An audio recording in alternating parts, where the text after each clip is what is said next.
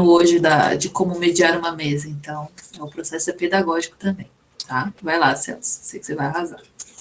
Então, boa noite a todos, bem-vindos a mais uma atividade da 9ª Semana Acadêmica de Ciências Sociais.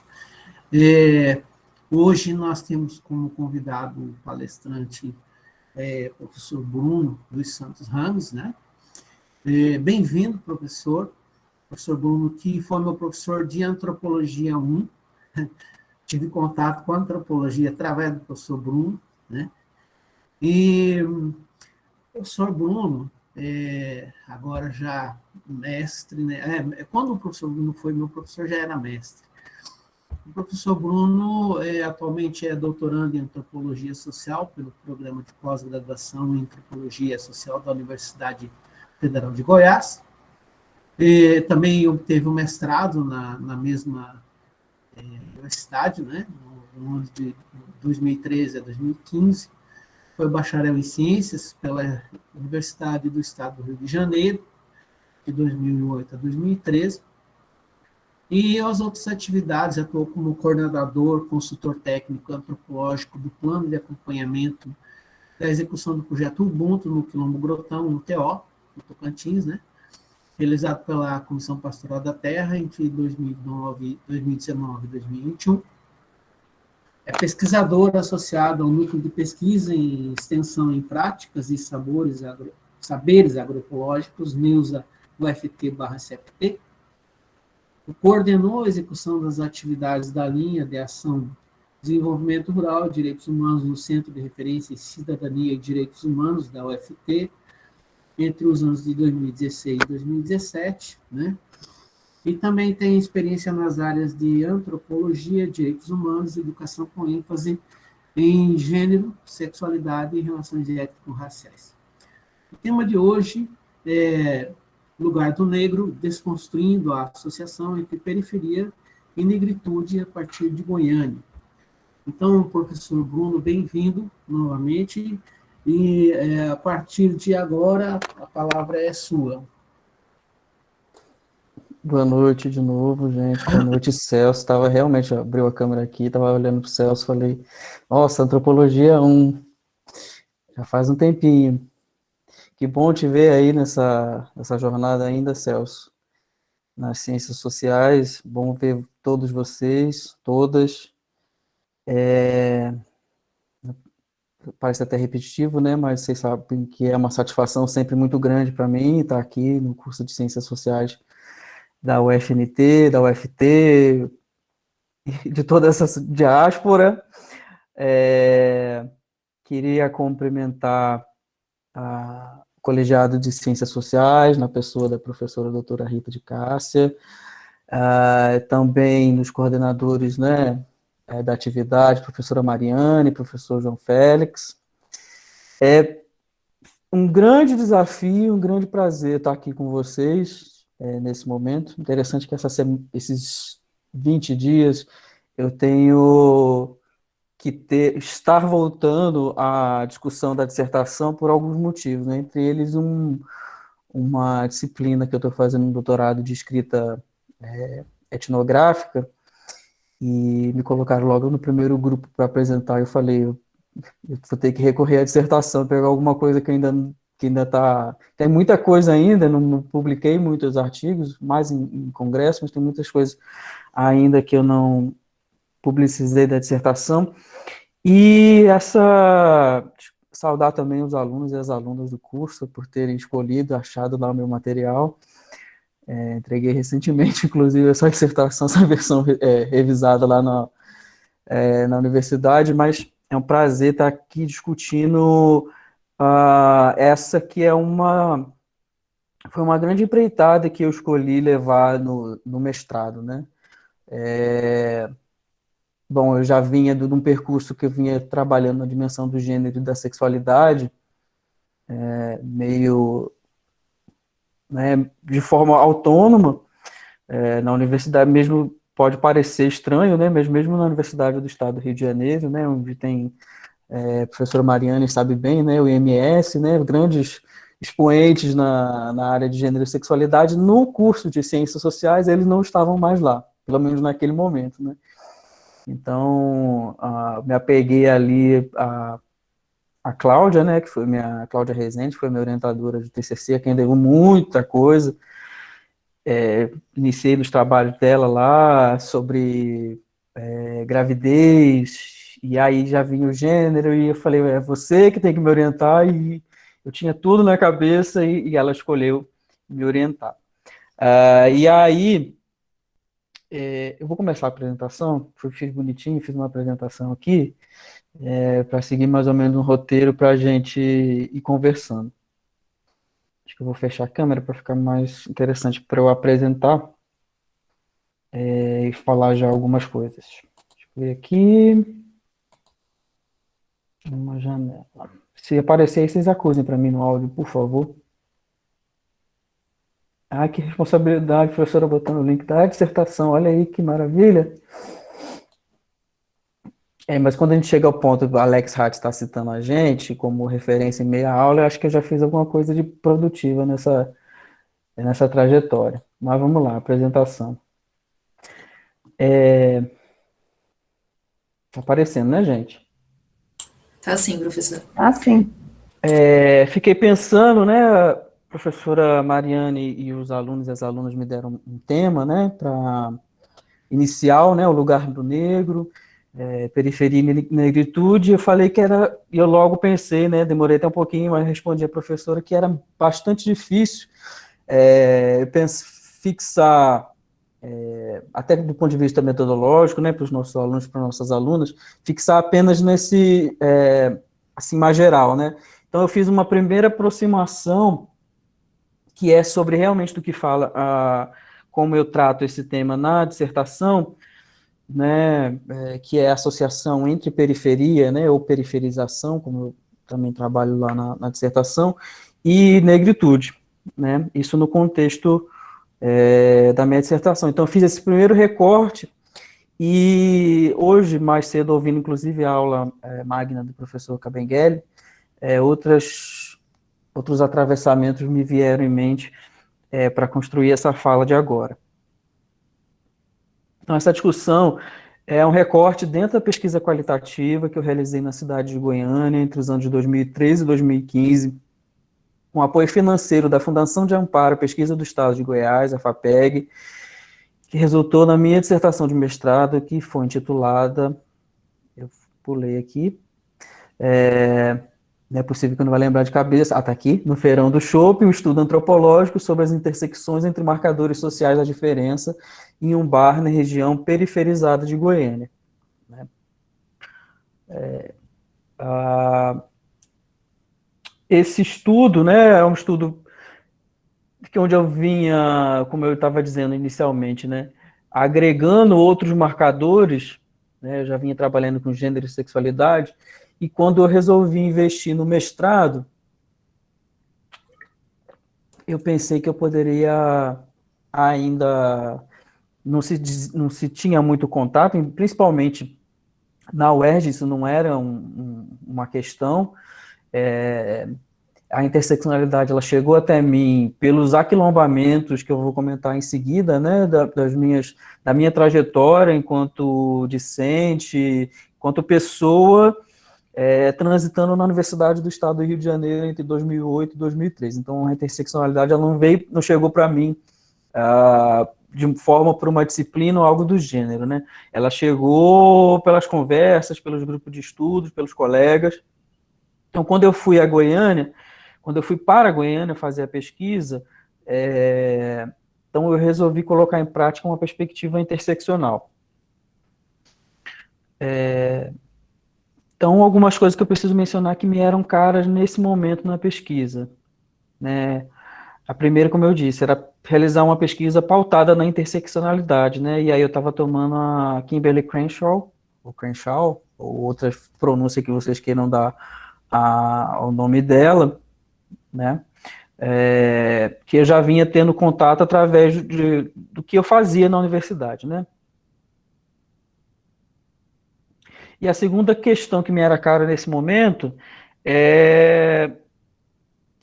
é o que eu já mencionei aqui e é o que é um dos objetivos da minha dissertação, que é desconstruir essa associação que eu encaro, né, e vou tentar demonstrar ao longo da dissertação como artificial entre periferia e negritude, que naturaliza os locais com populações de baixa renda, afastados dos centros econômicos e estigmatizados socialmente como lugar do negro, né, e aí outro atravessamento também que chegou até mim pelos contatos que eu ainda tinha seja com Alex, ou seja com outras pessoas a quem eu devo muito do movimento negro na Universidade do Estado do Rio de Janeiro, que me trouxeram várias leituras e me tornaram parte do que eu sou hoje enquanto intelectual, né? Então, é uma leitura da Lélia Gonzalez nesse texto. Então é isso, né? E aí vem a pergunta, né? Antes de tudo, antes de dizer diretamente sobre a questão, como eu cheguei nesse recorte e essa hipótese da pesquisa, né? Não posso deixar de afirmar, de mencionar que ter estudado na Universidade do Estado do Rio de Janeiro, que foi pioneira nas ações afirmativas, e o local onde eu pude conviver com a diversidade, aquela diversidade que a gente ouve tanto falar, né, nos textos de antropologia, eu tive a Universidade do Estado do Rio de Janeiro é uma universidade ímpar, entre outras coisas, por ter também sido pioneira nos cursos noturnos, então a gente tinha uma diversidade de pessoas, de origem, ali naquele lugar, e foi ali que sim, que eu comecei essa caminhada para ser quem eu sou hoje, né? Então, como já disse, temos aquilombamentos epistemológicos na graduação, o Programa de Estudos e Debate dos Povos Africanos e Afro-Americanos, o PROAFRO, que na época era coordenado pela professora doutora Magali da Silva Almeida, que hoje está na Federal da Bahia, e as pessoas que eu conheci lá, que carrego para a vida, foi fundamental, né? E o interessante dessa pesquisa, que eu sempre, inclusive, gosto de comentar, é que o Feirão do Chopp, que é o lugar onde aconteceu a minha pesquisa do mestrado, eu ouvi falar, né? Um amigo meu tinha ido a Goiânia por conta de um outro evento, e ele falou, olha, eu conheci um espaço, diferente de tudo aquilo, aqueles espaços hegemônicos, ele é na periferia, ele é assim, é assado. Eu falei, então é esse o lugar onde eu quero fazer minha pesquisa de dissertação, né? E quando eu cheguei lá, era tudo aquilo e muito mais. Então, nesse caminho da pesquisa, e dessas desnaturalizações de algumas coisas, outra fala me marca muito, que é atribuída a Marcota Waldina, né? Onde ela vai afirmar que não sou descendente de escravos, eu descendo de seres humanos que foram escravizados. Essa é uma fala muito impactante, que me marcou, e graças a ela eu cheguei a algumas bibliografias também, professor Osmundo Pinho, que é da Federal do Recôncavo Baiano, que vai discutir a periferia, a construção da periferia, e, bom, enfim, algumas, obviamente não posso deixar de mencionar, né, Alex Hatt, Beatriz Nascimento, Lélia Gonzalez, são alguns desses pontos de contato, esses atravessamentos que me trouxeram aqui. Ele não foi meu orientador, né? Alex Hatt foi meu orientador, assim, uma companhia intelectual nesse aquilombamento muito presente. Foi orientado pelo professor Dr. Camilo Braz, que tinha pesquisa sobre o mercado GLS em Goiânia. Mas, voltando à questão, como cumprir esse objetivo que eu tinha de longe, né, ainda no Rio de Janeiro, de demonstrar, a partir daquele contexto, que era o Feirão do Chopp, que essa minha hipótese, né, tinha alguma validade, né, essa associação entre periferia e negritude. A primeira coisa é mostrar que essa noção que a gente tem de periferia, ela só é inteligível quando a gente percebe que ela foi construída, e para ser construída ela precisou de pessoas negras. Esse cenário que compõe a ideia que se tem de periferia, ele depende de que as pessoas negras estejam ali. E por que eu digo isso? Porque eu vou entender, não só eu, mas como muitas pessoas vão entender que a periferia é um projeto, né? O que a gente tem como e mantém até hoje como periferia e centro, ambas são projetos. Um projeto do capital, um projeto colonial, um projeto, né? Eu sempre recordo muito do professor Wellington, né?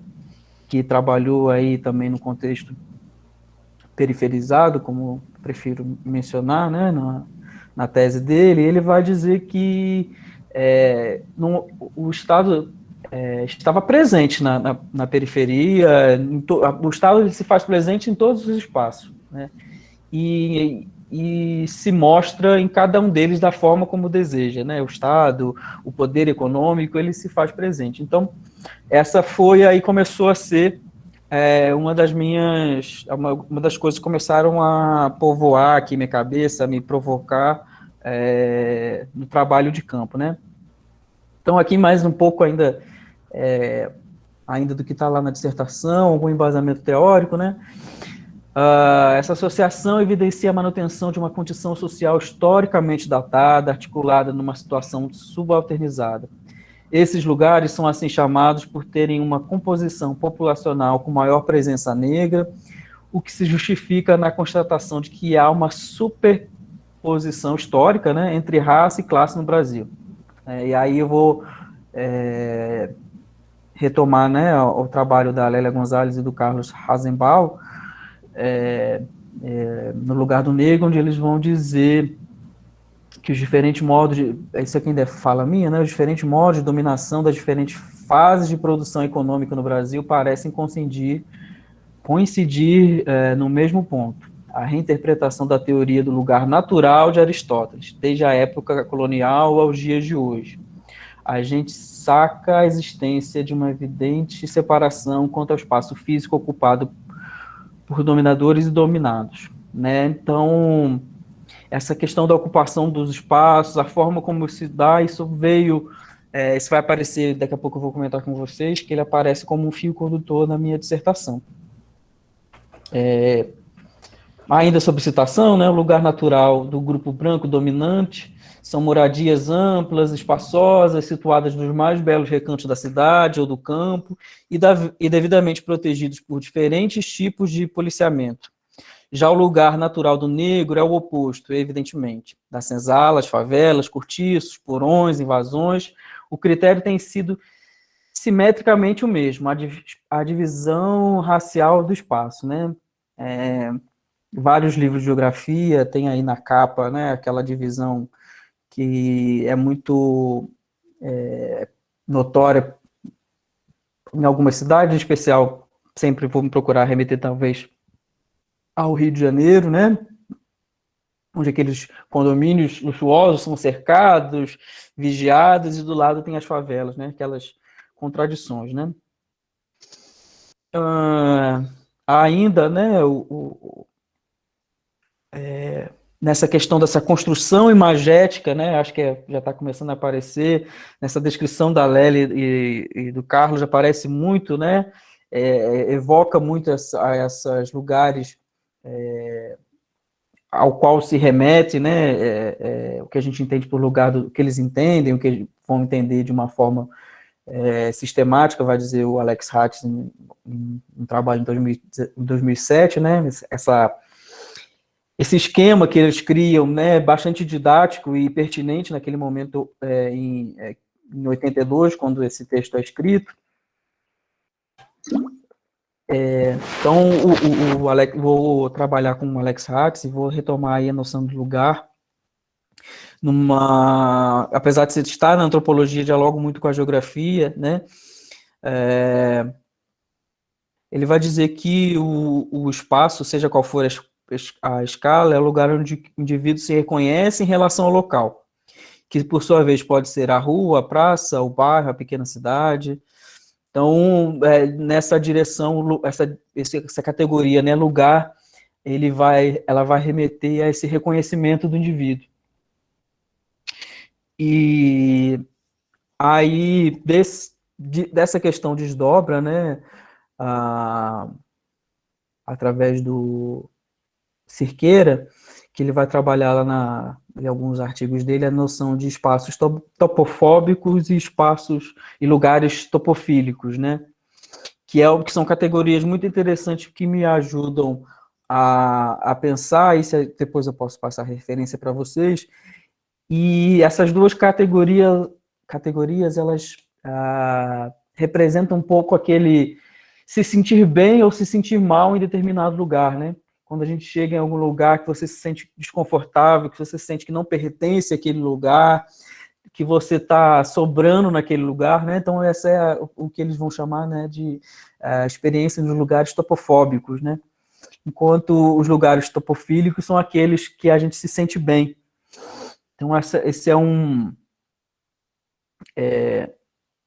uma dimensão que vai aparecer no meu trabalho, né, na minha pesquisa.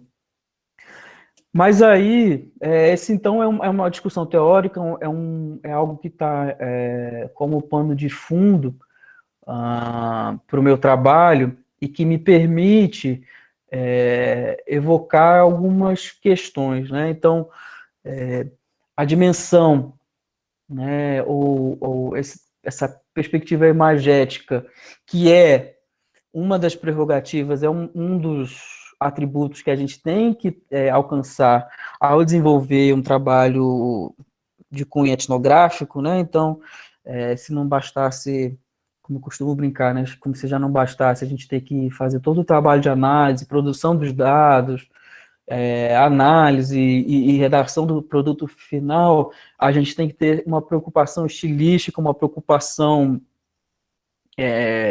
até no que o Roberto Cardoso de Oliveira vai chamar, né, de horizontes comunicacionais, né? Então a gente tem que tentar produzir ou permitir ao nosso leitor que ele se sinta mais ou menos ali, né, que ele possa entender não só o que está escrito, mas o ambiente de onde aquilo foi escrito. E isso, para mim, foi muito importante e me ajudou muito, e tem me ajudado até hoje, a tratar desse tema da periferia enquanto um construto, né? E eu faço isso ao organizar a minha dissertação em 3 momentos, né? Essas leituras, essas bibliografias, elas vão me atravessando de diversas maneiras, e quando chega o momento de começar a organizar o trabalho, começar a organizar como eu queria apresentar o que eu tinha visto e vivido para os leitores, eu não tive dúvida em parafrasear, vamos dizer assim, o meu campo, os momentos que estavam envolvidos no meu campo, né? Então eu vou falar a minha dissertação, os capítulos principais dela estão organizados em acessando o feirão, ou seja, nesse momento onde eu vou fazer uma discussão, apresentar ao leitor não só ao feirão do chopp, mas como eu chegava até esse setor, até o lugar onde é o feirão do chopp, em Goiânia. No segundo momento do texto, eu vou falar das dinâmicas no lugar, né? E nesse lugar também a interseccionalidade ela vai estar presente, porque eu vou falar de algumas categorias que os sujeitos com os quais eu dialoguei evocavam. E no terceiro momento eu vou falar da ida, né, da volta para casa, onde também, então, como vocês mais ou menos podem perceber, e talvez lendo a dissertação vão ver melhor, que a minha dissertação, o meu campo, ele não estava, eu não quis que ele tivesse inscrito apenas nas dinâmicas no feirão do chopp, né? Eu vou apresentar a periferia, que é o lugar onde o feirão está, e vou falar sobre as nuances, né, que eu fui percebendo, né, porque mais para frente daqui vou mostrar uma imagem, né, não sei se todo mundo conhece, mas a cidade de Goiânia ela é cortada por um eixo de ônibus articulado, né, que a gente chama lá de eixão, e ele atravessa, ele atravessa no norte, sul e leste-oeste, mas nessa época ele era norte, não sei, nunca lembro qual que é fugiu essas categorias geográficas.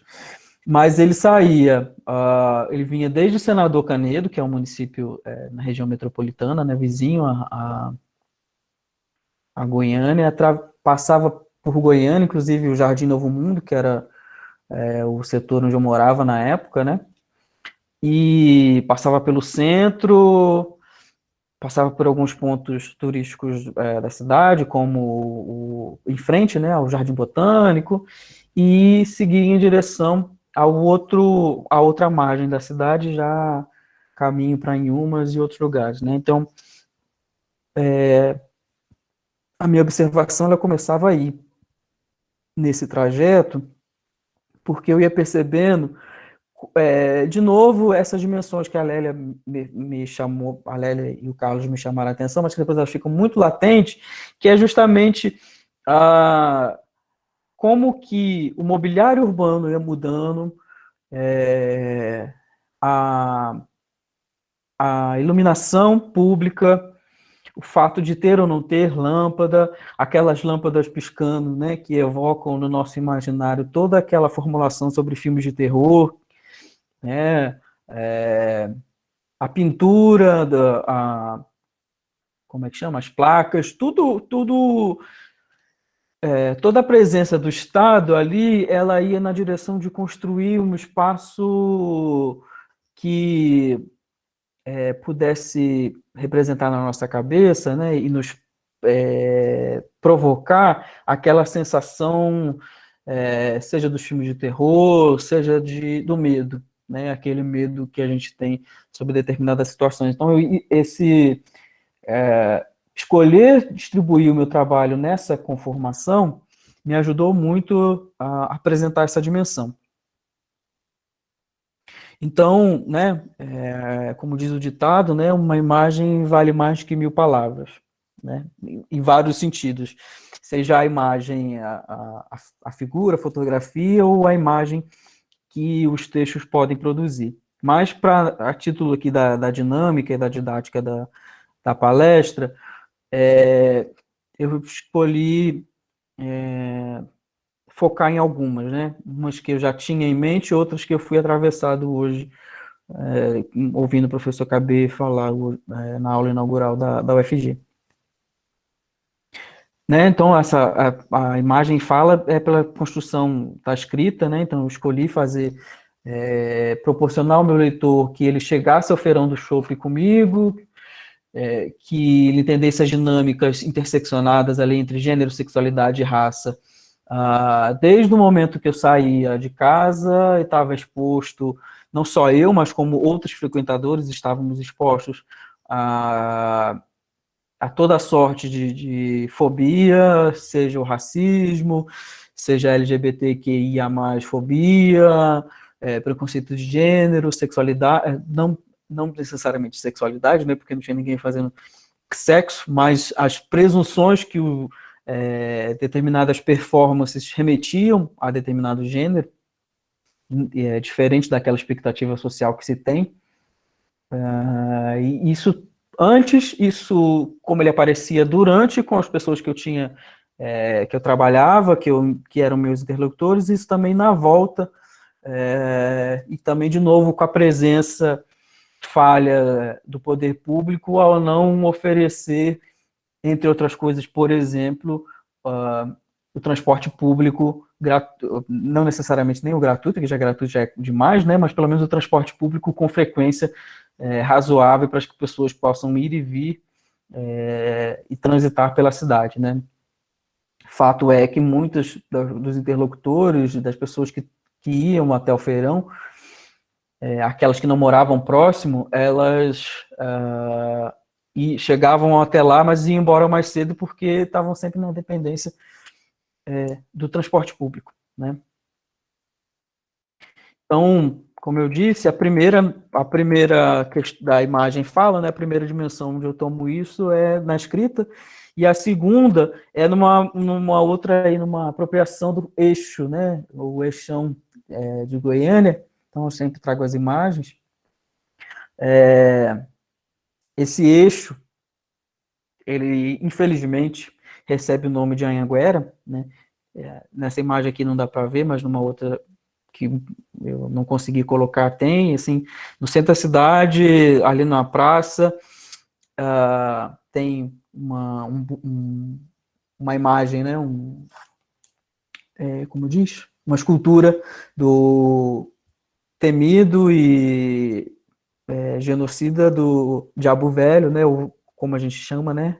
Anhanguera, que foi aí um bandeirante responsável por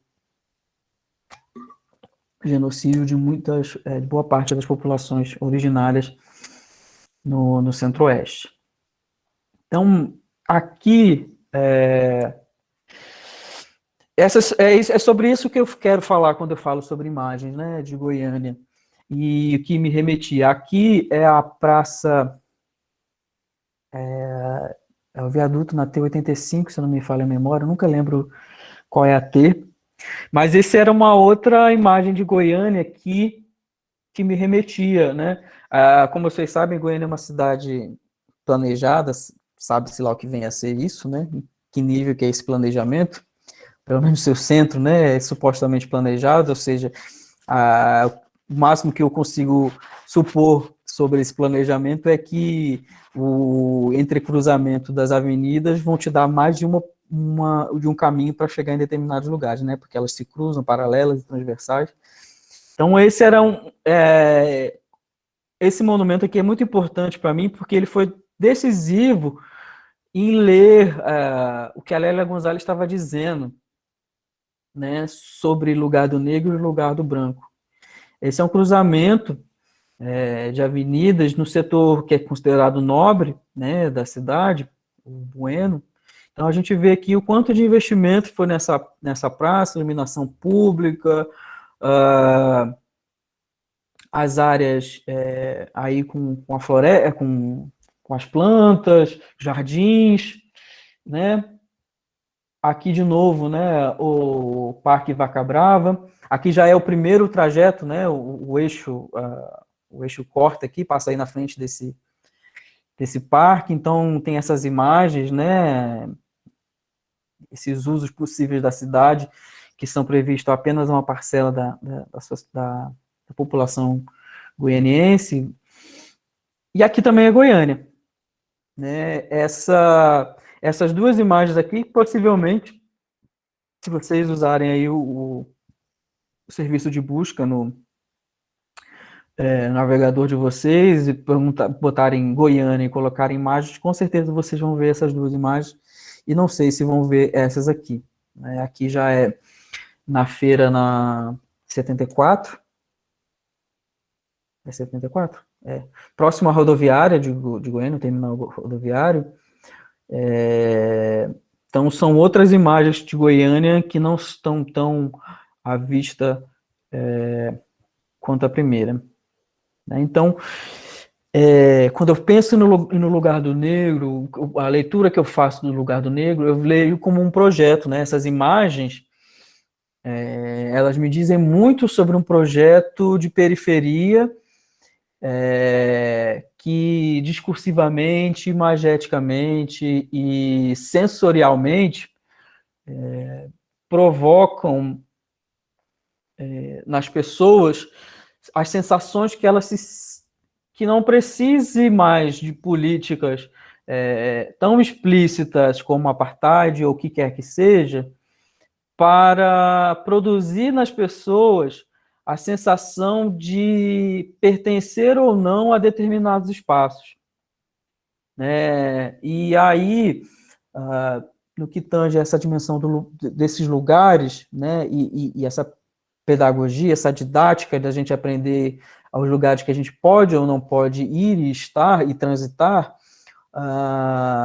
esse projeto de cidade, ele vem para mim para reafirmar, para reificar esse projeto que é político, que é um projeto de poder, né? E aí, falar nisso para um público, para ouvintes que muitas das vezes são a primeira geração de pessoas da família a sonhar, a conseguir poder estar na universidade, para mim é muito emblemático, porque Com certeza vai falar aí ao parte dessa plateia que está nos ouvindo agora, dos desconfortos, dos medos e das inseguranças que é se apropriar, por exemplo, do espaço da universidade, né, da sala de aula, o medo que a gente tem em frequentar, né, os lugares que são ou que não são para nós, né. Então, esse projeto em curso, que é um projeto político, como também o Roberto Cardoso Oliveira vai falar também, né, bastante, que o conhecimento, né, a informação que a gente passa, ela não é só escrita, ela não é só verbal, né, ela está muito atrelada à performance, né, então a hostilidade, os olhares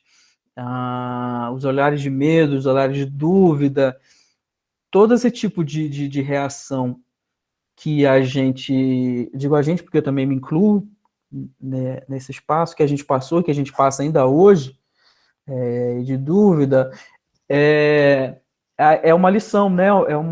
É a gente aprendendo pela dor que espaços ou não essa sociedade que está aí quer reservar para nós, né? E aí, pensando nessa direção, uma coisa me salta aos olhos quando eu penso no trabalho que eu realizei na dissertação, né? Como alguns de vocês já sabem, ou quem vier a ler vai saber, o Feirão do Chopp, né, que é o bar onde eu fiz o trabalho de campo que deu a minha pesquisa, que deu origem à minha dissertação, ele fica próximo ao terminal do Dergo, né? Dergo, provavelmente, como a gente tem aí no Tocantins, né, o DERTINS, né, o Departamento Estadual de Rodagem, de Estradas e Rodagem, de Goiás.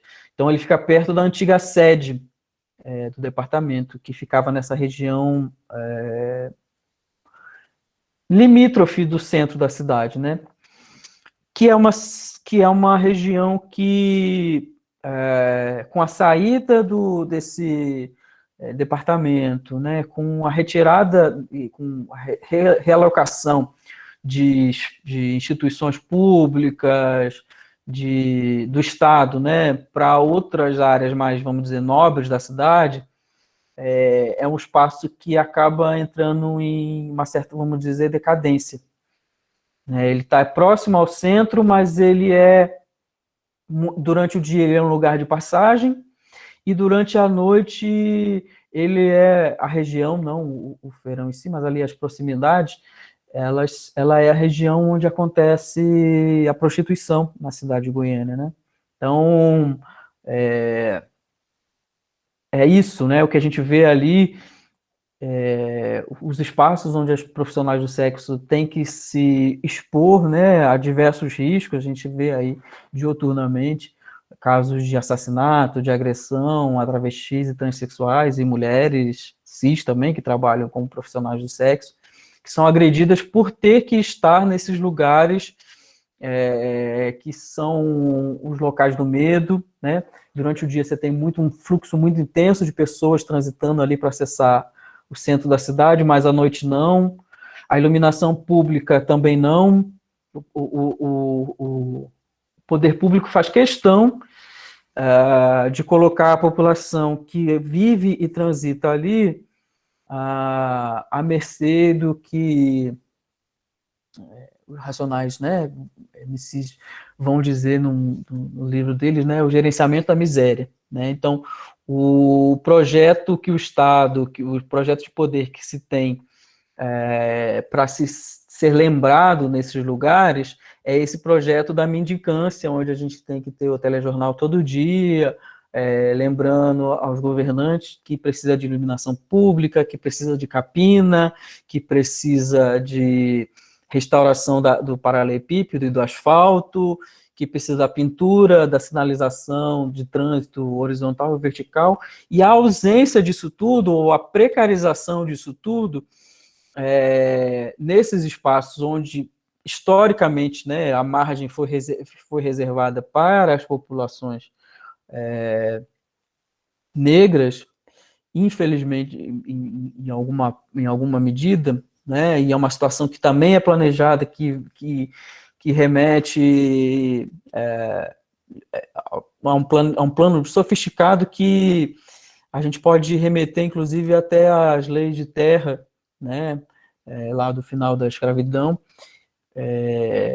da escravização, que proibia pessoas negras de adquirirem terra num país cuja economia está pautada, sempre esteve e muito até hoje, pautada na produção agrícola, né, e no comércio para exportação. Então, privava essas pessoas, desde aquela época, a acessarem melhores condições. Não houve planejamento de inserção no mercado de trabalho, nada, né? Então, foi uma inclusão totalmente acho que nem sei a palavra, acho que não é nem subalternizada a palavra a se usar, mas é um projeto que está em curso aí há mais de 200 anos e que produz, né, essas diferenças econômicas entre as pessoas e que reafirma essas diferenças ao construir os cenários do que se chama de periferia, né, e as leituras que se faz sobre eles, e adensando aí uma série de outros artifícios, como nesse momento atual, já trazendo de novo num comparativo, por exemplo, com o Rio de Janeiro, né, nas ações policiais nas periferias, né, tiroteio, troca de tiro, a tão falada, né, bala perdida ou achada, né, como mais um desses artifícios nesse projeto político, nesse projeto de poder, que busca reforçar esses lugares como lugares perigosos, como lugares da criminalidade. Quando a gente... e aí boa parte da mídia também reforçando essas imagens, então aqui a gente já sai de novo, né, da imagética que o percurso na cidade de Goiânia provoca, e a gente consegue de novo fazer esse movimento com as imagens, e o que as imagens provocam, né, e esse ambiente de segurança que a Lélia está dizendo ali, que as elites brancas ocupam, né, ao nosso ver, o que vem ficando cada vez mais nítido é o lugar onde acontece de fato a criminalidade, é o local onde realmente moram e são feitas as tratativas do crime organizado no país, né? Os grandes criminosos, os grandes delinquentes da nossa sociedade, eles estão em sua grande maioria, nos condomínios fechados, nos setores mais privilegiados da cidade, e não na periferia, né?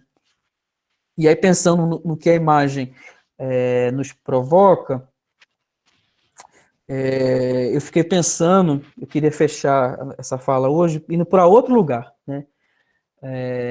Vou até passar relativamente rápido, porque para algumas coisas eu não tenho estômago, né?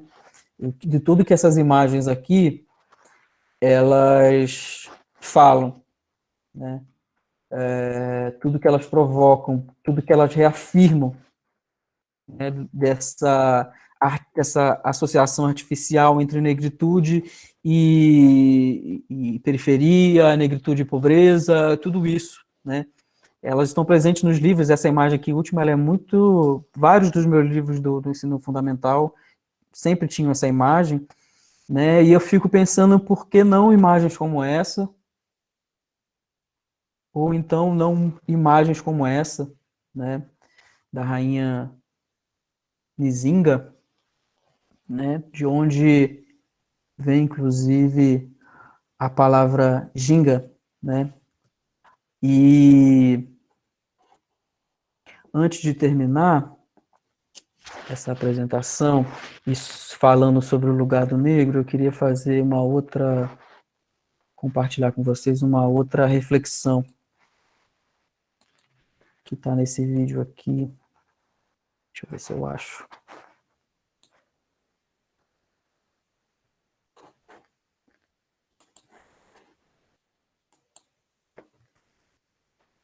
computador deu pau. Espera aí, gente. Apresentar uma guia.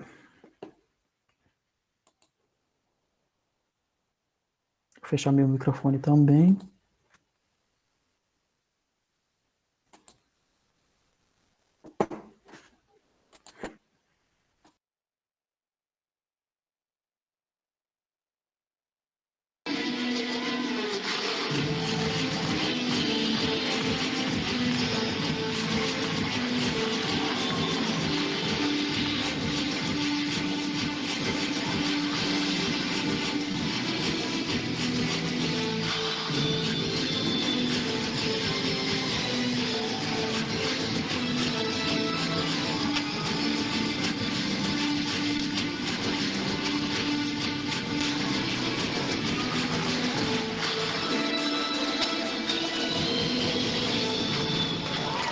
Demais, demais!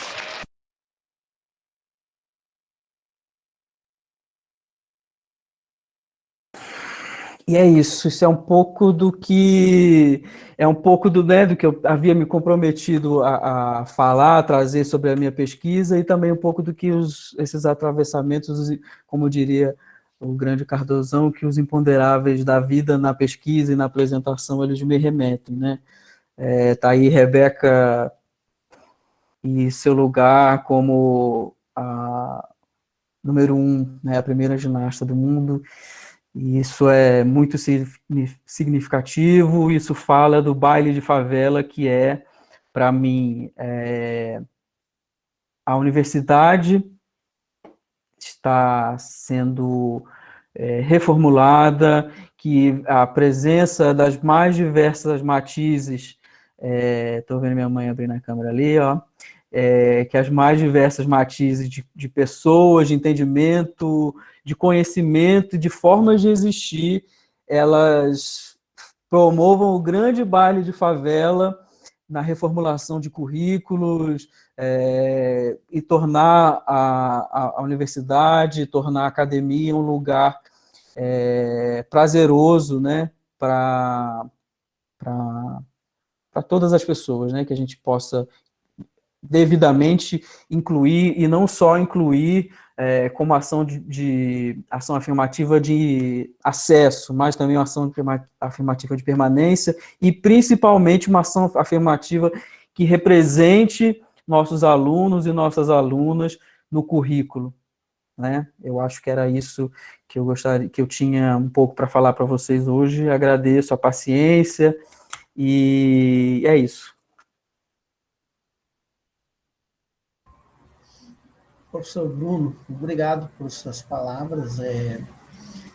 No momento, nós temos algumas perguntas, e eu creio que o professor João Batista havia levantado a mão, primeiramente. Professor, alguma coisa? Não, foi. Eu acho que Ficou o meu emocionado. computador está revoltado. Ficou emocionado. Ele à toa. Tudo bem. A professora Karina, ela levantou a mão, vamos dar preferência a quem levantou a mão no chat e posteriormente vamos colocar as perguntas. Professora Karina. Gente, eu vou pedir licença para quebrar o protocolo, porque eu sei que a professora Mariane, professor João e vocês organizaram para que a gente escrevesse as perguntas ali no chat, mas já estou pedindo licença de antemão para quebrar o protocolo, ok? Me perdoem, colegas e alunos. Bruno, bom, a gente já conversou muitas vezes, a gente tem muitas coisas em comum, né, de preocupações e posicionamentos. Então, fico muito contente, assim, de ouvir você falando sobre a sua dissertação. Acho que é muito importante a gente revisitar esses trabalhos depois de um tempo, né? São várias fases. Tem a fase de elaboração, a fase da defesa, a fase pós-defesa, e aquela fase que você começa a olhar e falar, não é que é bom? Que geralmente acontece depois de um tempo. E eu acho que é muito legal essa oportunidade de revisitar, né? Acho que você fez isso muito bem. Então, para não quebrar muito o protocolo, eu já vou encaminhar o que eu queria que a gente pudesse continuar. Na verdade, não são perguntas desse caráter inquisitório, mas no sentido da gente continuar a conversa, né? A primeira delas, que acho que está interligada a tudo, é um pouco, eu queria que você retomasse um pouco essa percepção que na academia a gente discute, a gente busca escapar, mas a gente sabe que é uma percepção reafirmada pela dinâmica, né, de racialização com que não só o nosso país foi construído, mas eu diria que grande parte do mundo, né? Que é essa associação entre periferia, pobreza e negritude, né? Ou raça, se você quiser entender assim. Quase que... Por que eu estou dizendo isso? Porque quando a gente busca dados qualitativos, essa associação é reafirmada. Geralmente, quando a gente traz, né, perspectivas das imagens ou das análises, então é uma perspectiva que tende a colocar a população negra ou na chave de uma população subalternizada, e aí eu não estou aqui negando a existência desses processos de subalternização, não é isso, né? A gente reconhece eles, inclusive produz teoria socialmente engajada justamente por reconhecê-los, né? Ou numa chave da ausência, né? Então, é o que falta, é o que falta, é o que falta. Acho que o seu trabalho mostra uma outra perspectiva, né? E que bom que a gente tem possibilidade de pensar a partir de outras perspectivas. Mas aí eu queria que você conversasse um pouco mais com a gente exatamente de como é que você pensa, assim, que hoje, né, nos dias atuais, a gente consegue escapar dessa armadilha, né? Porque ela é uma armadilha, inclusive, conceitual, é uma armadilha que a gente mobilizou muitas vezes para a construção de políticas públicas, e a gente ainda precisa mobilizar em alguns momentos, né? Mas a gente precisa também entender, para além disso que alguns autores vão chamar como teoria da ausência, lacuna, né? E aí, então, um pouco pensar essa associação que circula, se a gente ligar no Jornal Nacional agora, mesmo o Jornal Nacional que está tentando ser cool, né? A gente vai ver essa associação reafirmada, ou explicitamente ou nas entrelinhas. Se a gente entrar no Instagram do jornalismo da nossa cidade, do jornalismo local da nossa cidade, isso vai estar presente de novo, né? Então, como é que a gente lida com esses discursos? Mas é para a gente conversar, né? Não estou te botando na parede, não. E aí, já vou dar o que eu acho que pode ser uma saída, né? Hoje à tarde eu participei de uma banca de doutorado de uma colega que estudou os coletivos negros nas universidades. Então, ela fez uma pesquisa sobre os coletivos na UFSCar, onde ela defendeu o doutorado, né, na UMG e em Espírito Santo, né? E tem um pouco esse apontamento de que os coletivos, eles representariam novas formas de organização coletiva ou de associação, né, de associativismo negro, eu diria assim. A minha tese de doutorado também passa por aí, né, porque eu estudei festas, bailes, expressões musicais e de dança, e leio todas elas enquanto formas de associativismo, formas de associação negra nos diferentes períodos da nossa história. Daí, quando você fala do bar, né, do espaço que você estudou, eu queria que você conversasse com a gente um pouco mais de como que a gente desmobiliza essa ideia fixa do que é política. Porque a gente constrói uma noção de que política ou que movimentos sociais, né? Então, são duas dimensões. Primeiro, a dimensão da política em si, que a gente primeiro tem lá, né, as feministas dizendo para a gente, o pessoal é político. A gente tem as feministas negras trazendo esse debate para a gente.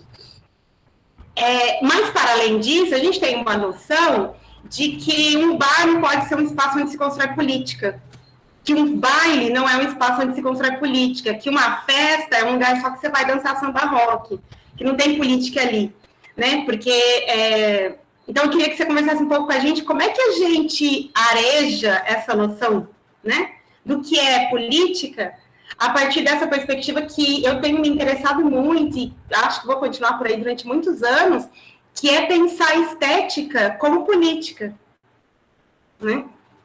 E aí, estética no sentido amplo.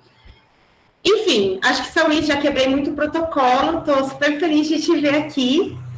Que bom, quero que a gente possa se encontrar muitas vezes e dizer da nossa alegria. Agradecer a sua mãe por ter criado esse moço.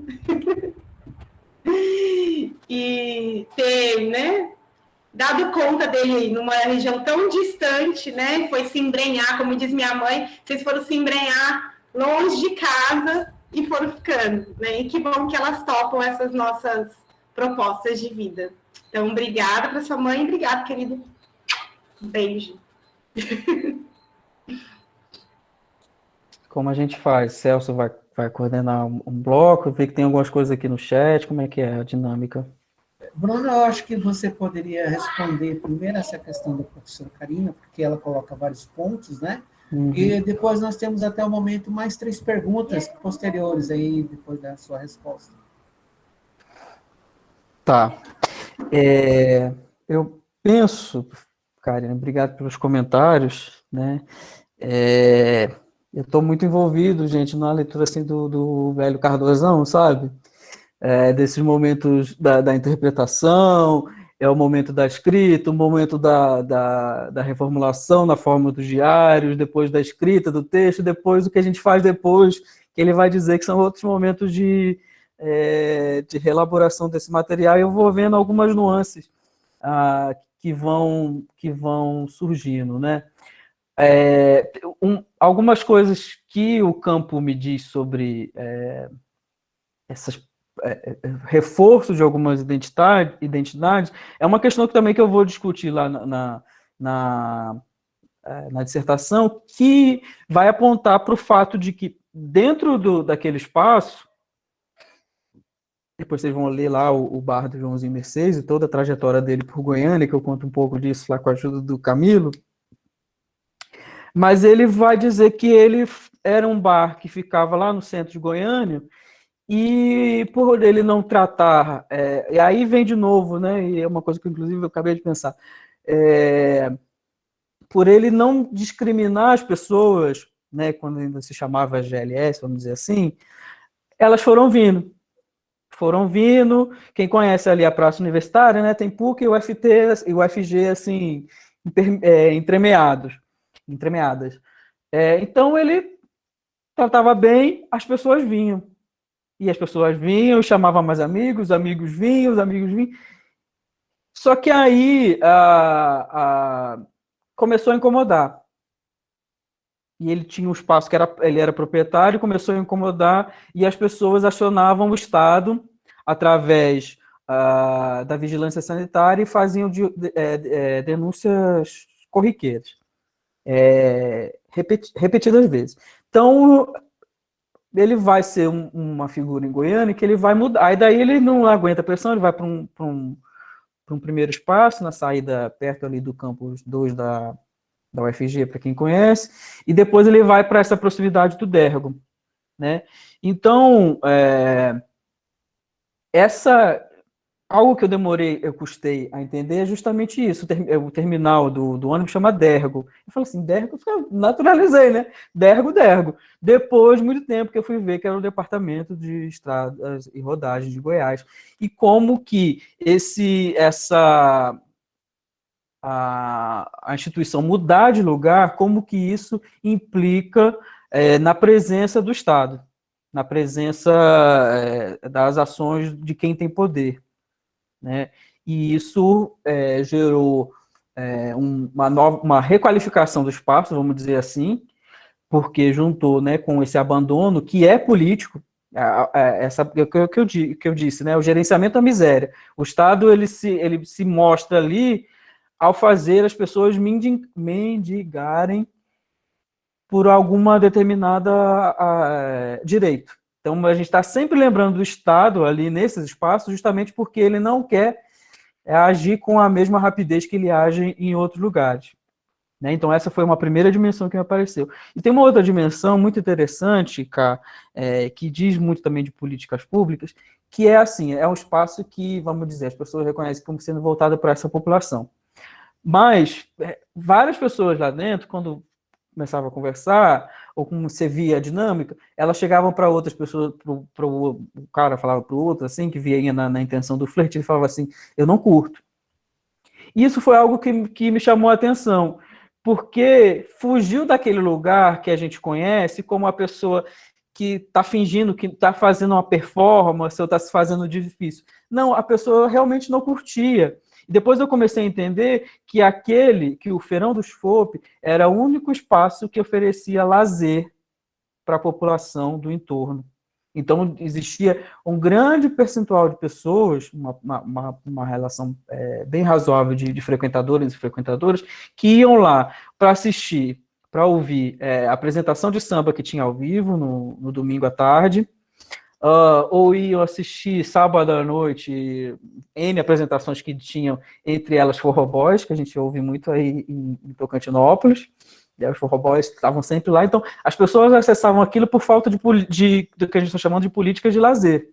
Não tem uma praça, né? E essas foram as dimensões da presença do estatal que foram me fazendo construir essa imagem e vendo como que ela reafirmava um imaginário que, infelizmente, é reafirmado de diversas formas. Essa é uma delas, né? Qualquer lugar que a gente vai, foi um... Não é porque foi eu que fiz, não, mas foi algo muito interessante que eu consegui construir no trabalho, de mostrar, assim, da estética, né? Você sentir que o lugar estava se transformando. Aí tinha lugar onde tinha um assalto, eu vi a falta completa de segurança na cidade, porque tinha uma determinada estação. Eu cheguei a ver isso e de diversa maneira eu me senti impotente, porque eu vi a pessoa sair e eu vi depois os outros dois saírem logo atrás para roubar a primeira pessoa que saiu, né? Então isso não acontece em qualquer lugar da cidade, né? Então toda essa imagem, tudo isso, a forma como o Estado quer ser lembrado no mobiliário urbano, na paisagem urbana, em todas as partes da cidade, isso é político para mim, né? E é a política de identidade também que os espaços acabam sendo promotores ali, né? As sociabilidades, elas engajam as pessoas em determinadas identidades, em determinadas estéticas, que sim, são políticas. Enquanto a gente via determinado grupo, aí já atravessando a questão da negritude, e talvez transitando aí para o gênero sexualidade, a gente via as pessoas que escolhiam performar determinadas marcas que remetiam homens que tinham marcas que remetiam ao gênero feminino e mulheres que remetiam ao gênero masculino. Então isso é político para mim também, isso essa estética enquanto política, elas estavam se afirmando enquanto, né? E isso tinha algum preço que ali no meio da dissertação eu vou comentar algumas coisas nesse sentido. Acho que era isso, né? E você falou um pouco dessa associação, né? Eu acho que ou pela presença ou pela ausência, né? Isso, infelizmente, assim, pelo que eu consigo pensar aqui agora, é dessa forma ocidental que a gente tem de pensar e de organizar as coisas, né? Nesses pares de oposição. E infelizmente essa a forma, né? Essas são as imagens que mesmo que a gente fuja delas, a gente precisa de estratégias muito sofisticadas, e eu acho que aí, quando você aponta aí os coletivos, esses espaços que não são historicamente aqueles onde se pensa que haja política, eu acho que aí há uma grande potência nisso, porque enfim, a gente está sempre procurando essas marcas, a gente está sempre procurando essas associações que elas são estruturantes, né, no nosso caso. Fico pensando ainda no horizonte, como meu trabalho sempre, e essa escolha pela construção da dissertação, ela é um reflexo de uma preocupação que eu sempre tive e ainda tenho na comunicação, no trabalho. Como ele vai ser lido, né? Óbvio que a gente não pode dizer exatamente como é que as pessoas vão ler nosso trabalho, né? As entrelinhas. Mas quando eu estava mais envolvido nas discussões sobre performance, gênero, essa coisa toda, e vejo algumas performances que são muito criticadas por certa radicalidade, isso é uma grande questão, né? Eu acho que infelizmente é um processo longo que envolve o currículo, que envolve a educação, que envolve a possibilidade da criatividade das pessoas imaginarem futuros diferentes do presente que existe hoje. Porque se a gente não estimular a criatividade, as pessoas vão estar sempre... eu vejo isso muito pelos filmes, né? O filme pode ser o mais, sei lá, científico, essa coisa de pós-humano que seja, ele pode ser o mais Spielberg que for, mas ele sempre vai conseguir nos remeter a algo que é da humanidade. Você vai lá olhar, o Avatar. Eles são azuis, eles se conectam pelo, né, aquela coisinha toda, mas você vai conseguir reconhecer ali uma ligação com essa organização, com esse modo de vida que a gente está preso. Nós ocidentais estamos presos, né? Ou nós, sei lá qual é o termo que queiram usar, mas, enfim, a gente está preso, ainda está preso numa teia que eu não sei exatamente qual é o caminho, em parte, né? Trabalhos de ordem qualitativa são uma grande potência aí para mostrar, ou para visibilizar, ou para colocar uma lupa sobre determinadas práticas, grupos, né? Mas eu não sei, acho que é um projeto, esse projeto de poder, ele é muito forte e ele tem um apelo linguístico, imagético, que também é muito forte da gente se movimentar a partir dele. Acho que era mais ou menos isso. Celso, e aí? Você vai... Eu leio as perguntas que estão aqui. Então, professor, nós temos 3 perguntas que eu transcrevo novamente no chat para facilitar, né? Eu vou lê-las. É uma minha relação... sua dissertação ocorreu em um momento pleno do governo PT. Qual a sua percepção em relação ao mesmo tema na atualidade? Uma pergunta do Marcel, né? Bruno, disseste no início que a periferia está sempre associada ao negro e, portanto, seria construída para o negro. Essa generalização não seria um tanto complexa, uma vez que existem outros grupos na periferia que não são negros? Aí uma outra pergunta do Marcos, né? Como explicar essa questão do lugar do negro, mesmo entre pessoas de classe baixa? Hoje, pela manhã, uma mulher negra que estava na mesa disse ter sido várias vezes confundida com uma ASG dentro da universidade, durante sua formação. Acho que essa situação exemplifica bem esse marcador e acontece mesmo em universidades públicas, onde grande parte dos alunos, em muitos cursos, grande maioria, são de baixa renda. É como se a aparência por si só carregasse um suposto lugar de origem. Então, são as perguntas que nós temos, estão aí no chat para facilitar, né? E se você puder nos honrar com a resposta ou alguns comentários, né? A primeira coisa, eu sou cringe, ou não sei qual é a questão, mas eu não sei o que é SG, o Marco. Se alguém me conseguir. Vamos esperar que o Marcos responda, porque eu também ignoro. ESG, Assistente de Serviços Gerais. Isso. Ah, sim. Então, eu acho que então a gente tocou num ponto bastante interessante. Interessante para pensar, como eu diria o Lévi-Strauss, né? Não que seja interessante literalmente. Aí a gente recairia num transbordar desse lugar do negro, que foi reforçado, em boa medida ainda nas telenovelas, em todo esse tipo de produção, né?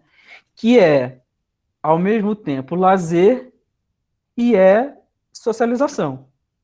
Como eu disse lá no começo, uma imagem fala mais do que 1000 palavras, né? Então, a gente vai, mesmo que a maioria entenda que diversão, que aquele programa de humor é só diversão, ele não é, ele está ensinando alguma coisa, ele está passando alguma coisa. Isso é muito bom que nós, professores e professoras, a gente esteja sempre atento a isso. Não é à toa que a gente tem lá nossas aulas de didática, trazendo para o nosso cotidiano, né? Não é à toa que a gente tem nossas aulas de didática, porque a gente está sempre sendo lido, a gente está sempre sendo entendido, percebido. Então, embora o canal de televisão não tivesse a necessidade ou precisasse falar abertamente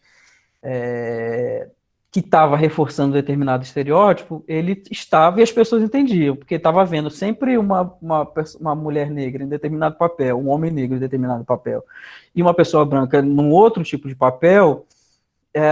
Isso é uma espécie de didática, né? Então, e é um tipo, a gente sabe muito bem que a televisão aberta no Brasil, ela é voltada, como o Marco disse, para as classes, para a classe baixa, né? Como o Marco diz. Então, a televisão está ganhando dinheiro para supostamente divertir as pessoas, mas ao mesmo tempo ensinar, vamos dizer assim, as pessoas, incluindo as pessoas negras, que o lugar dela na estrutura social é aquele.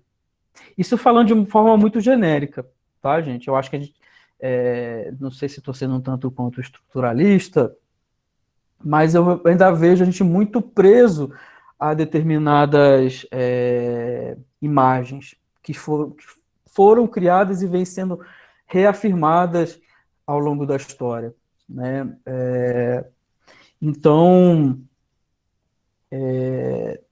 eu acho que uma das soluções para isso é uma pedagogia, vamos dizer, um pouco mais radical, né? Primeiro, eu não acho que exista problema nenhum no cargo.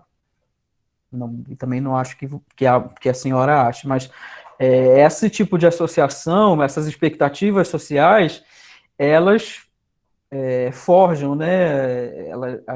Nós somos forjados nelas desde a primeira infância, né? Assim, pelo menos que eu entendo as coisas, tanto na nossa linguagem, quanto nas nossas imagens, nas figuras de linguagem que a gente tem para uma série de coisas, inclusive para móveis dentro de casa, né? Desde móveis até, enfim. Então, o que eu vejo é um processo que a grande mídia tem em reforçar esses estereótipos e essas associações, né?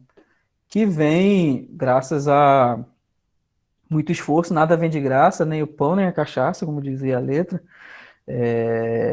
Foram e são muitas as lutas cotidianas, né? O professor João está aí, a história do MNU não nos deixa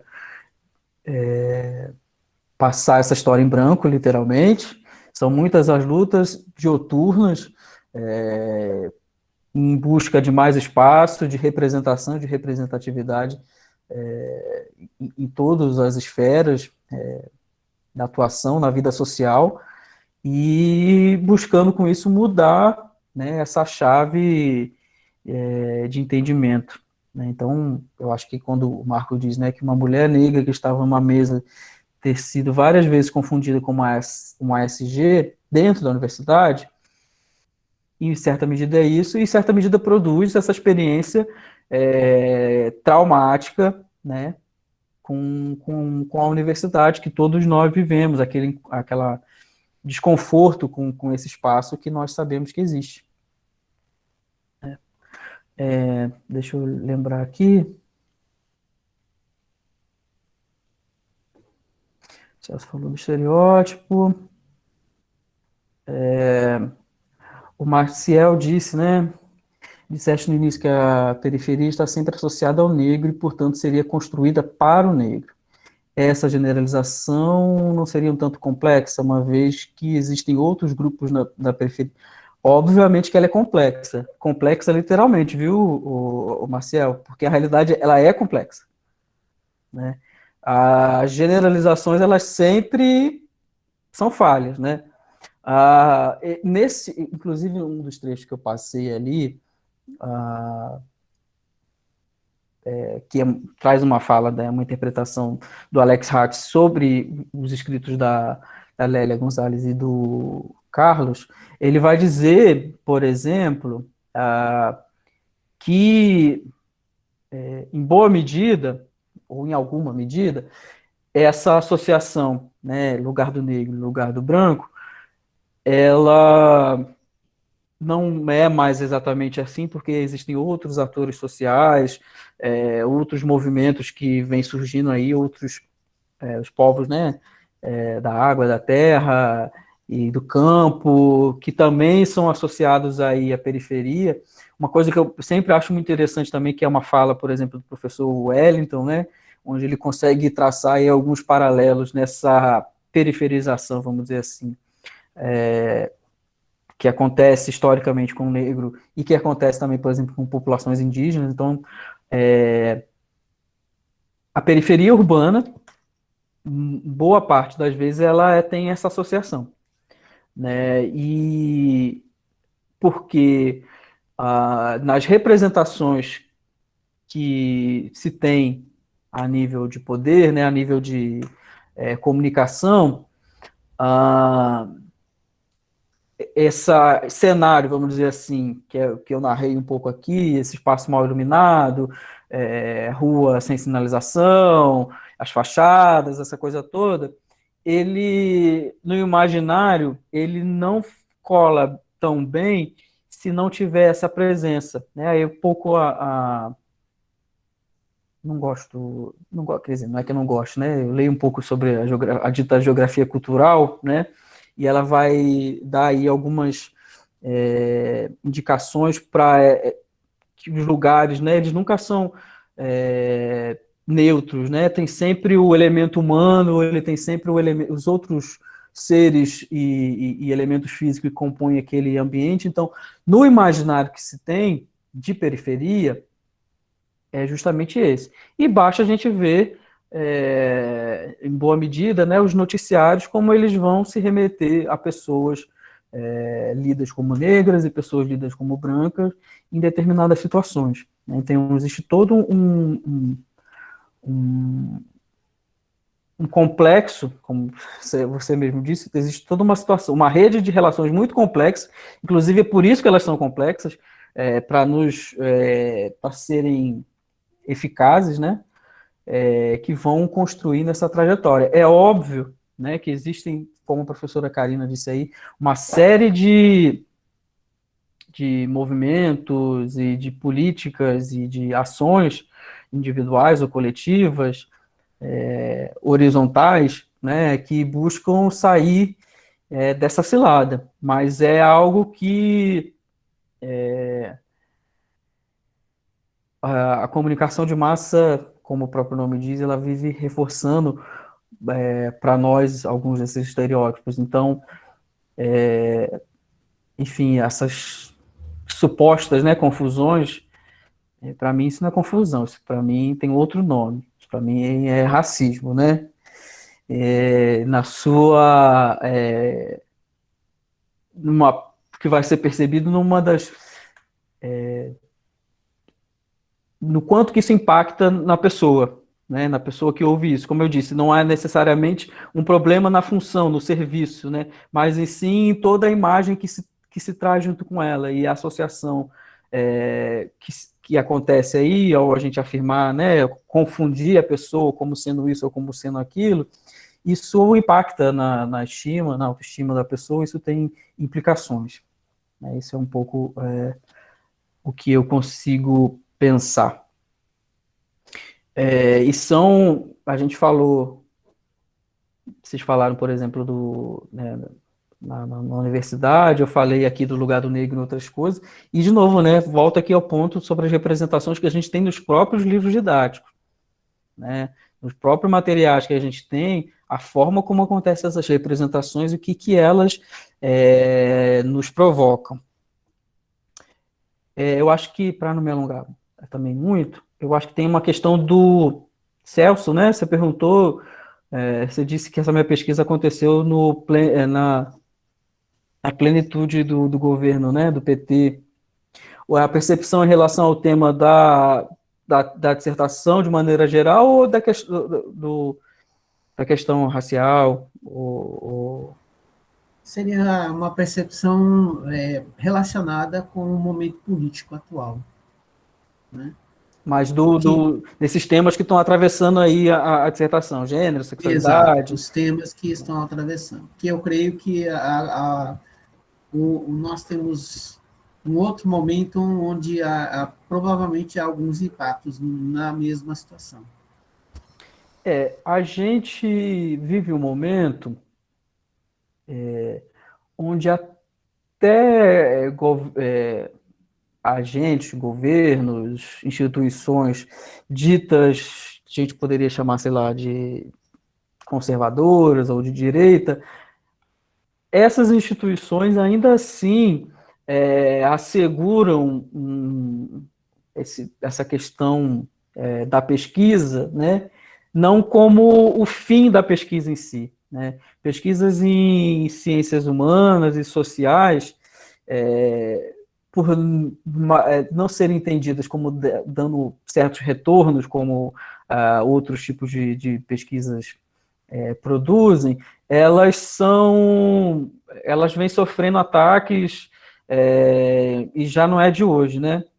A criação de áreas prioritárias para investimento que estão ligadas às engenharias, a saberes médicos, que aconteceu aí na gestão do Marcos Ponte, é um desses exemplos, né?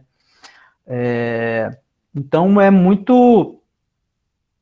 eu vejo como um momento realmente muito delicado, onde a gente tem que, a todo momento, estar reafirmando que pesquisas em ciências humanas e sociais elas vão implicar em condições, né, em um desenvolvimento para a sociedade de uma maneira diferente do que aquela objetiva que as pesquisas, vamos dizer, duras, né, prometem pesquisar. As pesquisas em ciências sociais, elas, por terem esse caráter, né, de produzir conhecimento sobre a sociedade, e um conhecimento que muitas das vezes ele escancara, né, como a nossa sociedade está organizada, de forma preconceituosa, racista, misógina, LGBTQIA+, fóbica, não cabe muito esse tipo de pesquisa. E tem uma questão também de um certo conservadorismo, sabe, Celso? Porque, por exemplo, ao meu ver, pelo que eu acompanho, pelo que eu leio, as pesquisas em sexualidade, principalmente, elas produzem um conhecimento muito grande sobre a forma como a nossa sociedade se organiza, né? Pesquisas que revelam, né, o que vão até esse íntimo, né, essa dimensão que parece tão íntima da nossa vida, elas revelam quão doente a nossa sociedade está, né? E, infelizmente, o que a gente vê por aí é um entendimento muito fechado desse tipo de pesquisa, que está ligado a um entendimento de que pesquisa em sexualidade vai estimular a pornografia, vai estimular a pedofilia, vai estimular... E não é exatamente o oposto, ao passo que os pesquisadores e pesquisadoras que se interessam em pesquisar isso, essa dimensão da vida humana, conseguem entrar nessas redes e olhar, né, determinadas as práticas sexuais, a divergência entre que a gente vê muito, né, principalmente homens casados, defensores da família tradicional, que muitas das vezes professam determinada fé, são, em boa parte, os maiores clientes que travestis, transexuais, mulheres cis que também trabalham na prostituição têm. Então, essas pesquisas, o grande perigo que as pesquisas, em especial em sexualidade, elas acabam tendo, é que elas revelam o quão hipócrita é a sociedade que a gente vive, né? Porque ela vai revelar esse outro lado da vida de muitas pessoas que estão por aí na mídia ou nas suas redes de amizade ou no seu trabalho, bravatando sobre moral, e que muitas das vezes esses são os principais clientes que essas pessoas têm. Então, essas pesquisas, elas têm um grande potencial em revelar muito, óbvio que não é esse o nosso objetivo, mas ao passo que ela gera conhecimento sobre práticas, sobre segurança no sexo, uma infinidade de coisas, elas também revelam muitas hipocrisias que quem está no poder não quer revelar, não quer ser revelado.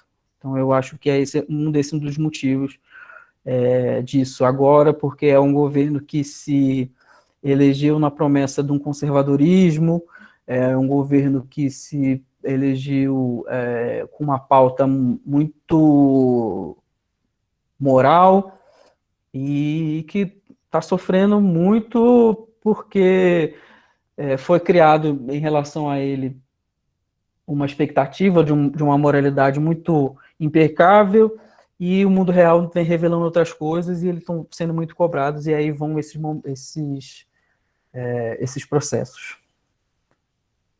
Tomar uma água.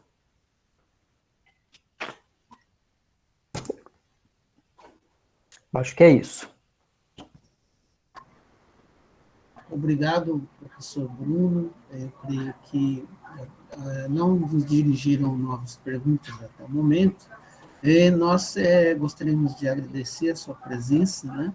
E muito bom revê-lo novamente.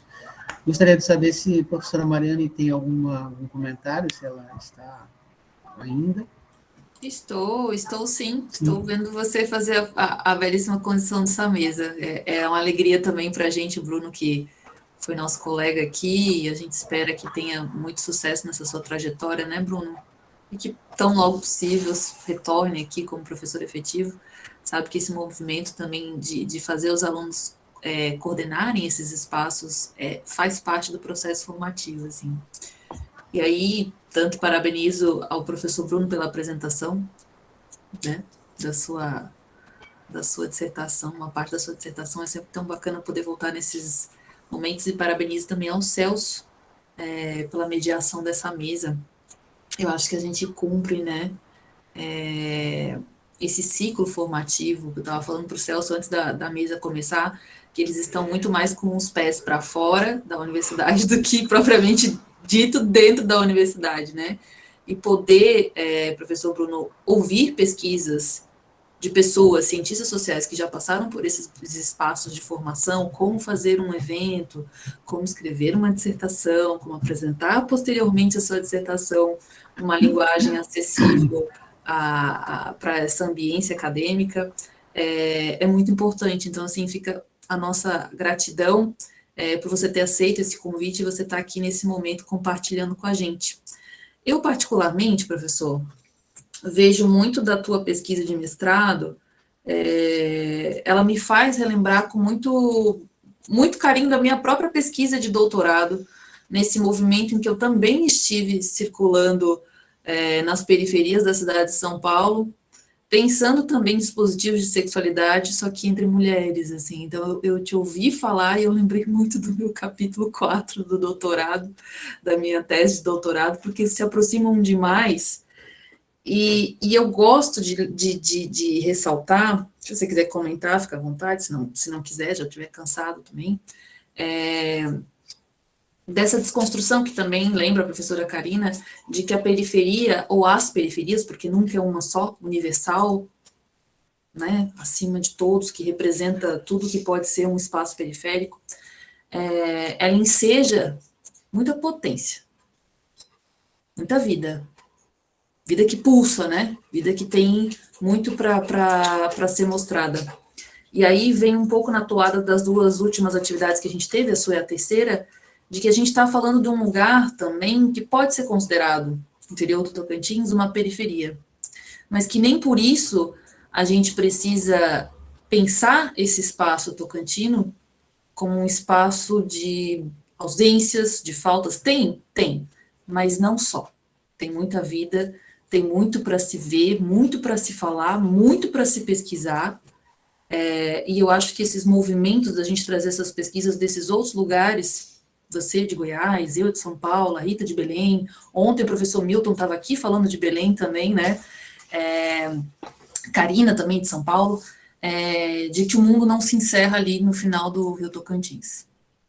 A gente tem o dever, a obrigação, como cientista social, informação, porque isso não acaba nunca, a formação é para o resto da vida, de desbravar esses lugares e trazer esses lugares em seus próprios termos e significados, né? Então, professor Bruno, eu te agradeço mais uma vez e te parabenizo aqui pela apresentação. Gostei bastante de te ouvir falar sobre a dissertação. E aí, Celso, você passou a bola para mim, mas tem outro coordenador também, que é o Batista. E aí eu não sei se o Batista quer fazer algum comentário. Já tinha levantado a mãozinha antes, mas acho que não era. Não sei, Batista, quer falar alguma coisa? Não, a minha... Ele estava mexendo no computador, levantou a mão à toa. Não, só vou dizer que também eu gostei muito do... Eu me identifiquei muito com a sua pesquisa, o Bruno, porque eu também... Eu fiz minha pesquisa de mestrado num baile, dois bailes blacks de São Paulo, né? Eu até levantei as fotos que eu quero colocar no meu Instagram, né? E agora a única coisa que eu vou ficar cobrando é... Eu não sabia que você tinha estudado a questão racial. Você ficou aqui tanto tempo e nunca me disse isso, e a gente com o NEAF aqui, você poderia ter participado do NEAF. Entendeu? Você podia ter dado uma contribuição, né? Porque eu acho muito interessante. Não que isso tenha feito qualquer coisa. Eu acho que você perdeu, porque podia ter... Se eu soubesse, Eu concordo. A gente poderia até ter apresentado isso numa semana da consciência negra, entendeu? Mas eu acho muito legal. Oportunidade não vai faltar, professor. Tem muita coisa para fazer no Tocantins. Com certeza, entendeu? Eu acho que eu gostei muito, né, da sua apresentação. E eu acho assim, eu fiquei aqui parado para esperar o que os alunos fazem, né, de pergunta, essa coisa da experiência. O que é muito legal é isso, os alunos verem como é que a gente faz pesquisa, de como é que a gente vai para campo, o que a gente percebe, o que a gente vê, né? E como é que a gente vai construindo. E eu vi muito assim, você tá muito com o seu doutorado na cabeça. Isso é legal pra caramba. Né? Eu me lembro que quando eu estava escrevendo meu doutorado, uma hora a Lília falou assim, para de pensar no seu mestrado. Mas não dava. Entendeu? E no fim ela teve que aceitar. O meu mestrado ele aparece muito no meu doutorado, né? Porque são sequências que a gente vai fazendo, né? Mas valeu. E aí está torcendo mesmo para você. Eu estava falando para sua mãe, né? Você, para mim, foi assim, não é surpresa, eu já esperava isso, tá? Na sua banca, você foi sensacional como professor. Eu queria fazer chorar de novo. Não precisa chorar, não, mas você foi sensacional. E eu espero, sinceramente, vê-lo como um docente, e a gente vai se encontrar aí no encontro de antropologia e vamos tomar cerveja e festejar. É isso. Obrigado, Batista. Deixa eu fazer um comentário, Celso. Eu acho que a professora Batista falou coisas muito importantes, e a professora Mariane também, né? Eu acho que um pouco complementa, né, a resposta que eu tinha dado para o Marcial.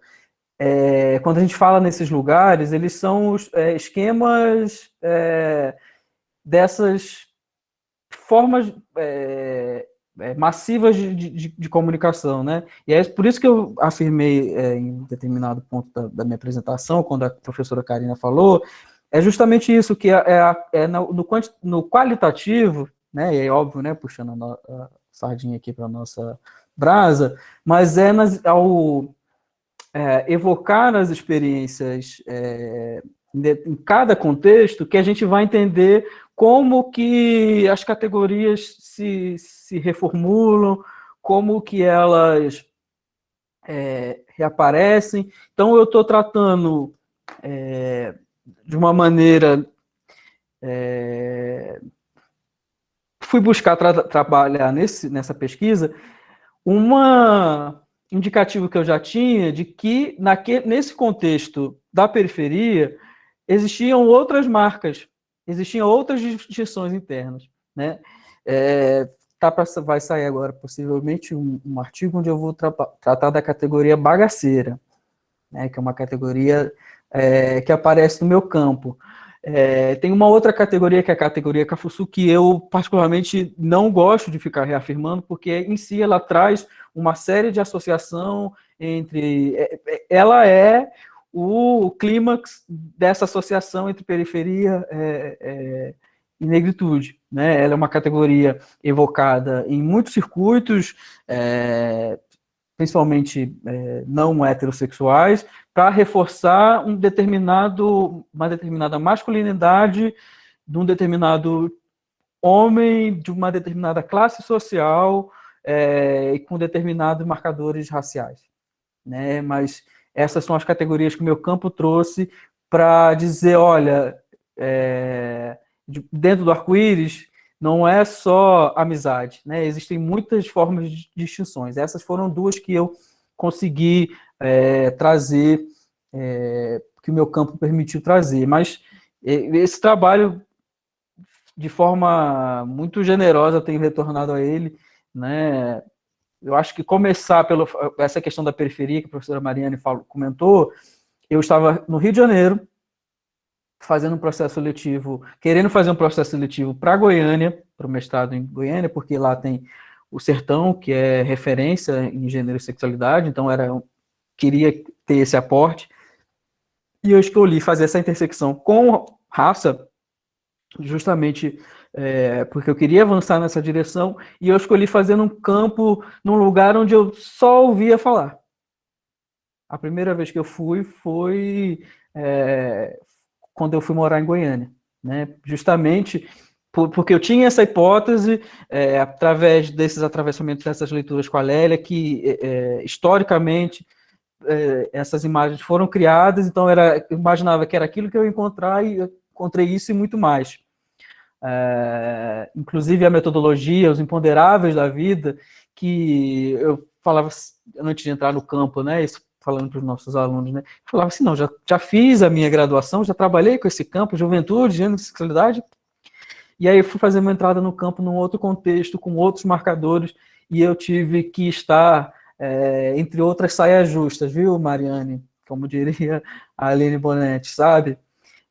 Porque o campo ele vai se reformando, vai se reformulando, e a gente tem que dar conta de uma série de questões, e agora mudando, inclusive, de linha, né?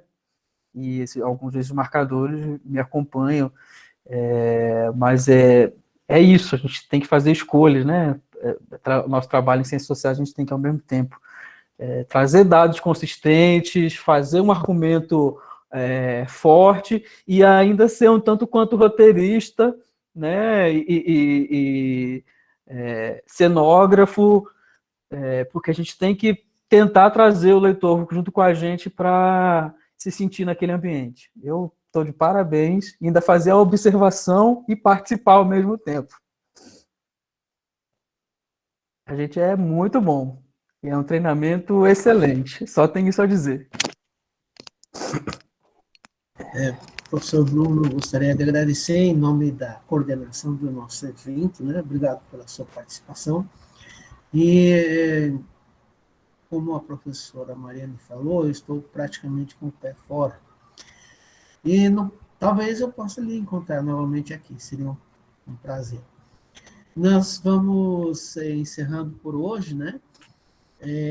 Nós temos as nossas atividades amanhã, pela manhã, nós teremos a quarta-feira, dia 11 de agosto, pela manhã, das 9 às 12 horas, palestra, projetos de pesquisa e de extensão em ciências sociais, com os professores Dr. Wellington da Silva Conceição, o professor mestre Julierson Carvalho, né?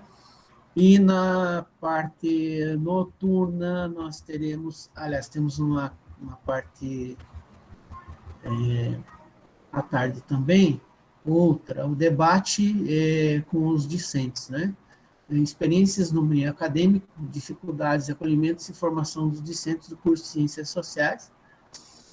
E teremos na questão noturna outra atividade, que seria uma mesa redonda, que é projetos de pesquisa e extensão em ciências sociais, também com o professor João Batista de Jus Félix, e com alguns participantes, o Elvo Araújo, ex-discente, né?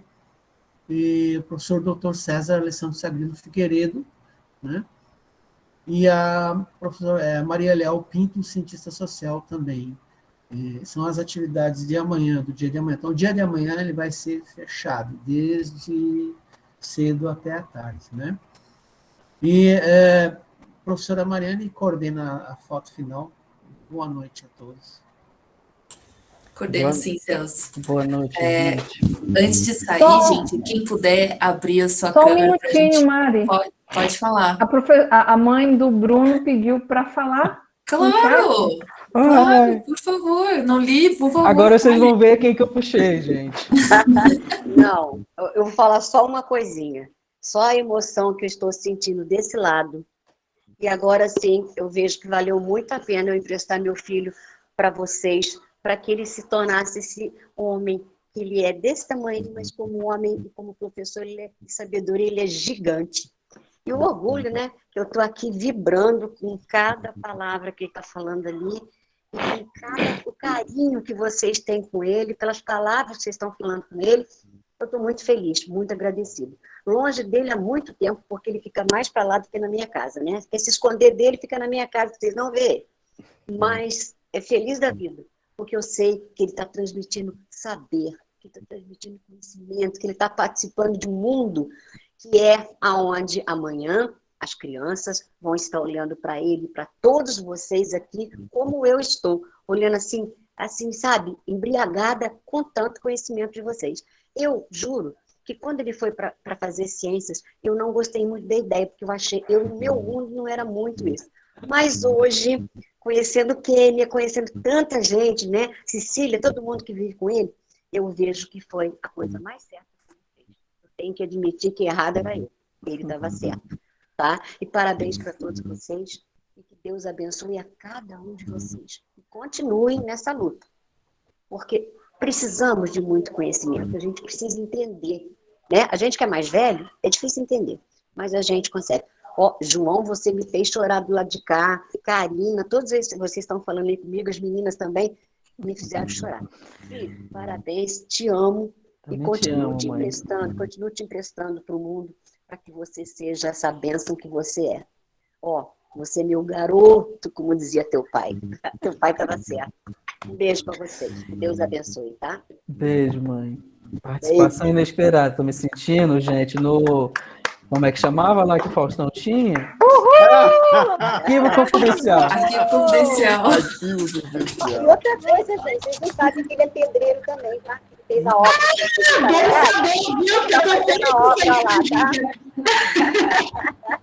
Ele é tudo um pouquinho advogado, né, tudo? Ai, ai. Beijo pra vocês. Ô, gente, como é que puxa foto agora, assim, toda emocionada, toda borrada, Toda borrada. Câmeras. Eu acho que num dia como hoje, né, assim, para quem está Pessoal, não acompanhando... abre as câmeras. Para quem está acompanhando o Brasil, né, o Brasil fora dos nossos portões, acho que ouvir as falas da senhora num dia como hoje é muito importante, assim, para a gente. Hoje a gente teve uma demonstração muito perigosa, né? Apesar de ter virado meme. Abram mais. Mas eu acho que é demonstração de um projeto que tem como fundamento nos atacar. Então, eu acho que é muito importante para a gente ouvir, assim, reconhecer. Algumas câmeras estão sem luz. Obrigada. Abram mais. Imagina que é isso. Bruno, tem gente, seus amigos chegando aqui. Os teus amigos estão chegando aqui para te ver também, tá? Estelinha, todo mundo tá aí. Minha mãe é dessas. Não, mas tá certo. Eu já acostumei, agora vocês sabem a quem eu puxei. E tem aqui na sala, que chegou também, a Viviane, ela é conselheira do CONPI, do Conselho dos Negros aqui em Petrópolis, tá? Ela está com a gente. Eu também fiz parte, hoje não, mas já fiz parte até ano passado. A gente está na luta, tá pensando que ele daí, eu luto aqui. Essa treta de família. É isso aí. Ai, vamos, gente. Eu vou fazer aqui, não, gente. Faz aí, Mari. Vou fazer... Peraí. Cássia, que arrasta as pessoas aqui. Eu nem sabia o que era Condim e ela me colocou lá dentro e hoje eu sou uma militante.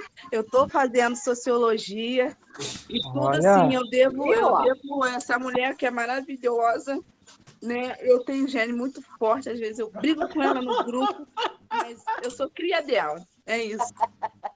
Esse é meu orgulho. É meu orgulho. Ô, Bruno, eu acho que eu falo em nome de todo o colegiado quando a gente deseja para você só muito sucesso, muita sorte e que você volte pra gente. Pode deixar. Vou emprestar. Gente.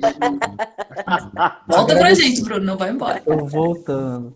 Agradecer também, gente. Tem tanta gente aqui querida que passou por essa formação, que eu atravessei o caminho, Laílson, Janeide, Marco, Karina, Luciana, querida.